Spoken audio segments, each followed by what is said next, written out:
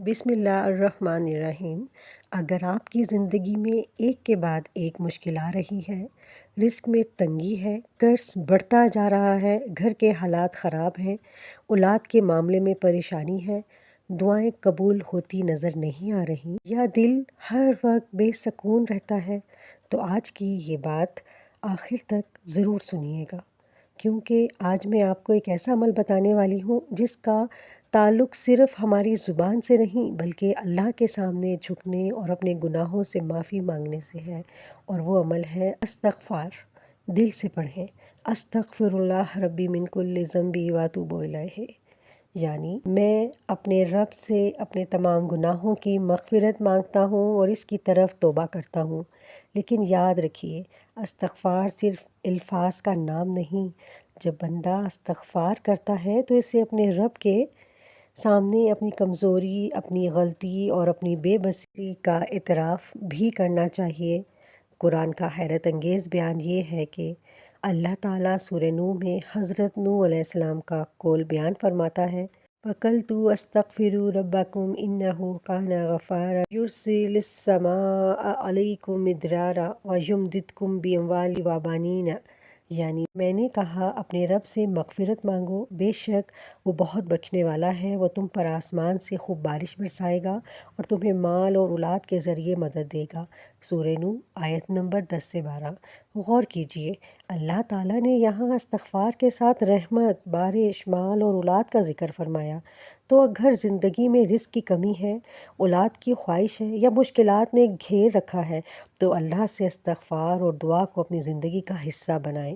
جب انسان ہر طرف سے بے بس ہو جائے اور کبھی انسان لوگوں سے مدد مانگ مانگ کر تھک جاتا ہے، کبھی حالات ایسے ہو جاتے ہیں کہ کوئی راستہ سمجھ نہیں آتا، تب انسان کو احساس ہوتا ہے میں بے بس ہوں لیکن میرا اللہ بے بس نہیں، میں اپنے مستقبل کو نہیں جانتا لیکن میرا اللہ میرے کل کو بھی جانتا ہے، میں راستہ نہیں دیکھ پا رہا لیکن اللہ کے لیے کوئی راستہ ناممکن نہیں۔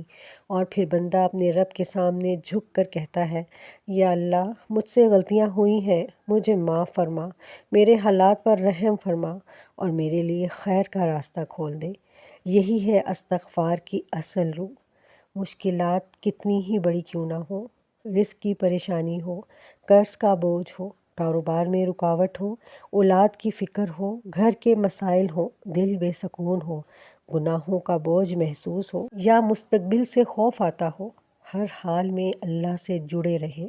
قرآن کہتا ہے، ترجمہ، اور جو شخص کوئی برائی کرے یا اپنے نفس پر ظلم کرے پھر اللہ سے مغفرت مانگے، وہ اللہ کو بہت بخشنے والا، نہایت رحم کرنے والا پائے گا۔ سورۃ النساء آیت نمبر 10۔ نبی صلی اللہ علیہ وآلہ وسلم کی سنت۔ اور ذرا سوچیں، اگر رسول اللہ صلی اللہ علیہ وآلہ وسلم خود کثرت سے استغفار فرمایا کرتے تھے تو ہمیں کتنی زیادہ ضرورت ہے۔ حضرت ابو ہریرہ رضی اللہ عنہ سے روایت ہے کہ نبی کریم صلی اللہ علیہ وآلہ وسلم نے فرمایا، اللہ کی قسم میں ایک دن میں 70 مرتبہ سے زیادہ اللہ سے استغفار کرتا اور اس کی طرف توبہ کرتا ہوں۔ صحیح بخاری 6307۔ تو استغفار کو صرف مشکل کے وقت کا عمل نہ بنائیں، خوشی میں بھی استغفار، پریشانی میں بھی استغفار، تنہائی میں بھی استغفار۔ آج سے کیا کریں؟ اپنے لیے کوئی غیر ثابت شدہ لازمی تعداد مقرر کیے بغیر جب بھی موقع ملے کثرت سے استغفار کریں، استغفر اللہ ربی من کل ذنب واتوب الیہ، اور ساتھ اپنے رب سے اپنی جائز حاجت مانگتے رہیے۔ لیکن یہ یقین رکھیں، ہم استغفار اللہ کو اپنی مرضی کے مطابق فیصلہ کرنے پر مجبور کرنے کے لیے نہیں کرتے، ہم اس لیے کرتے ہیں کہ ہم اپنے رب کی طرف واپس آنا چاہتے ہیں۔ اللہ چاہے تو ہماری مشکل دور کر دے، چاہے تو راستہ بدل دے، چاہے تو ہمیں صبر دے، اور چاہے تو اس مشکل کے اندر ہی ہمارے لیے ایسی خیر رکھ دے جس کا ہمیں علم ہی نہ ہو۔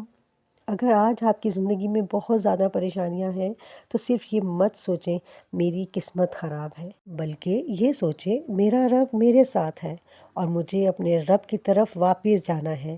اپنے گناہوں پر نادم ہوں، توبہ کریں، استغفار کریں، نماز کی پابندی کریں، دعا کریں اور اللہ پر بھروسہ رکھیں، کیونکہ کبھی کبھی انسان جس چیز کو اپنی بدقسمتی سمجھ رہا ہوتا ہے، اللہ اسی راستے سے اسے اپنی طرف واپس بلا رہا ہوتا ہے۔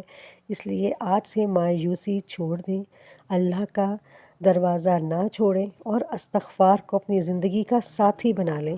اللہ تعالی ہمارے گناہوں کو معاف فرمائے، ہماری مشکلات آسان فرمائے، ہمارے رزق میں برکت عطا فرمائے، ہماری جائز دعائیں قبول فرمائے اور ہمیں ہمیشہ اپنی طرف رجوع کرنے والا بندہ بنائے۔ آمین یا رب العالمین۔ اگر آپ کے دل میں کوئی ایسی پریشانی ہے جس کے بارے میں آپ کسی کو نہیں بتا سکتے، تو آج اسے اپنے اللہ کے سامنے رکھ دیں۔